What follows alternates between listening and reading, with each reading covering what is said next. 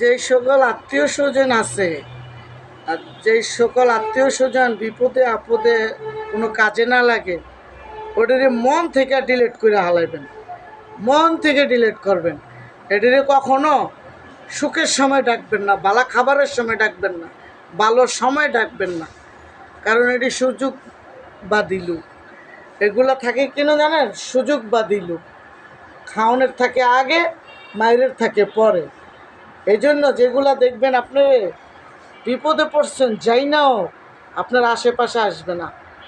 আর যদি দেখবেন আপনি ঘরে বসে বসে হাসাহাসি করতেছেন, দেখবেন কি দৌড়েই আসবে, কিরে কি পাইছ, আলাউদ্দিন চেরেক পাইছ, কি এত খুশি কে, এত খুশি হয়েছিস কে।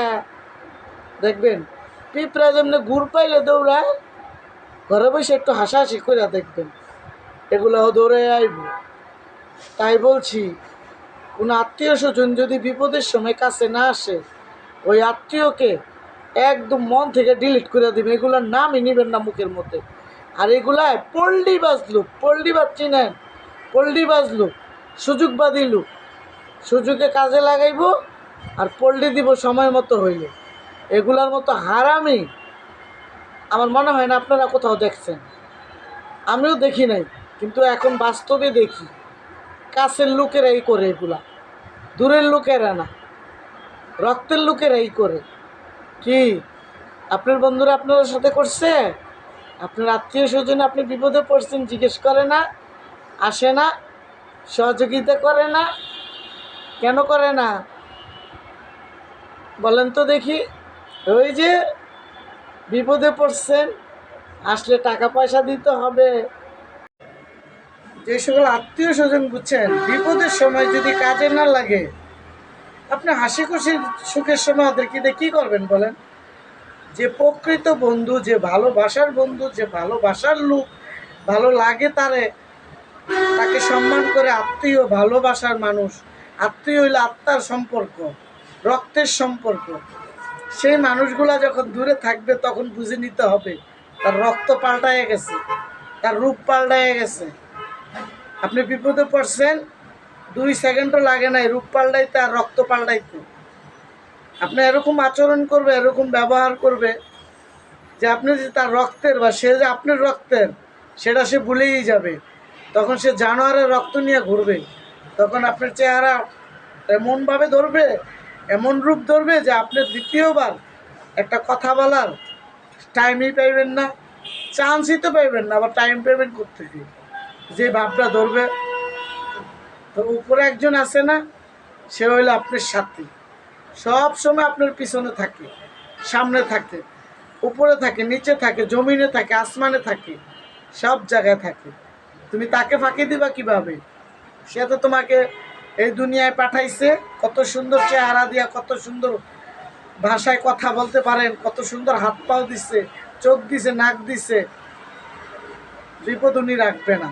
উনি একটা পরীক্ষা নেয়, পরীক্ষায় যদি কেউ পাশ করে, কেউ ফেল করে, দুইটা জিনিস, কেউ ফেল করে, কেউ পাশ করে। বিপদে পড়া কেউ আল্লাহরে চিনে, আবার কেউই সুখে পড়া মানুষকে চিনে। দুইটা অপশন থাকে।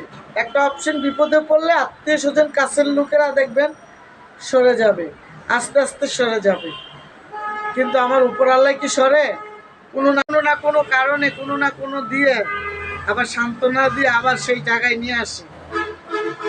তখন আপনি যখন একটু ভালো হবেন, ভালো চলবেন, তখন দেখবেন এগুলা ধরে ধরে ইনায়া বিনায়া এটা সেটা বলতে থাকবে না বন্ধুরা।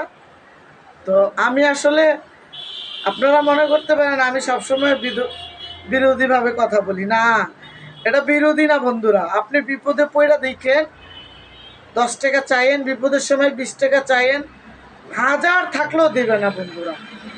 আর কি বলবে জানেন? টাকা জমায় রাখছে আর দেওয়ার জন্য, ও বিপদে পড়লে আরো দিয়ে সারামু, আমার কোনো বিপদ নাই, আর দিমু বিপদের সময়, আর কোনো লোক নাই, কি আর ওর কাছে দিমু। আর আপনার আশেপাশে দেখবেন না, 2 দিন যায়, 3 দিন যায়, 4 দিন যায়, আর ওরে পাশে পাইবেন না। আবার যখন আল্লাহ না করুক, আল্লাহ অনেক ভালো রাখতেছে, ভালো আছেন, সব কিছু নিয়ে আপনি খুব ভালো আছেন, হাসি খুশি চেহারা, ভালো যদি দেখে না, কয় কিরে চেহারাটা তো আগের থেকে ভালোই আছে গা, তো চেহারাটা তো ফুটে গেছে গা, কি কিছু পাইছস? ও তোরাই পাবি, তো ওরেই দিব আল্লাহ। আমগুড়ি কেল্লা চোখে দেখে আর ওই চিস মারে আর ওই মানে মস্কারি করে, বুঝছেন? তো কথা তো অনেক বলতে ইচ্ছে করে, অনলাইনের জগৎ তো যেটুকু ভাই বোনেরা আমাকে দেখে ইনবক্স করে বলে, কথাবার্তা বলে, একটু কি বেশি বললে আমার বন্ধুরা বিরক্ত হয়ে যাবে। তো আমার বন্ধুরা দেশ ও দেশের বাইরে প্রবাস থেকে যে যেখান থেকে আমার ভিডিওটা শোনো, যারা আমাকে কথা বলো, ইনবক্স করো বা যারা কমেন্টে এসে বলো, তাদেরকে তো আমার হাজার সালাম।